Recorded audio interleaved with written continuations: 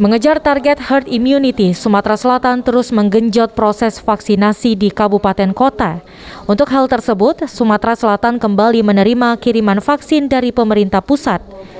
Disampaikan oleh Kepala Dinas Kesehatan Sumatera Selatan, Lesti Nuraini, pihaknya telah kembali menerima kiriman vaksin dari pemerintah pusat sebanyak 48.000 vial vaksin.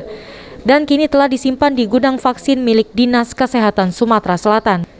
Nantinya, vaksin kiriman dari pemerintah pusat itu sendiri akan disalurkan ke daerah-daerah yang ada di Sumatera Selatan untuk segera digunakan. Terakhir ini datang sebanyak 48.000 vial. Sekarang satu vialnya bukan 10, tapi berisi 2. Semalam berapa yang datang, Bu? 48.000 lebih. Khusus vaksin yang diterima terakhir ini, menurut Lesti jumlahnya untuk satu vial berisi 2. Sebelumnya satu vial vaksin sendiri berisi 10 dosis. Firman Hidayat, PAL TV.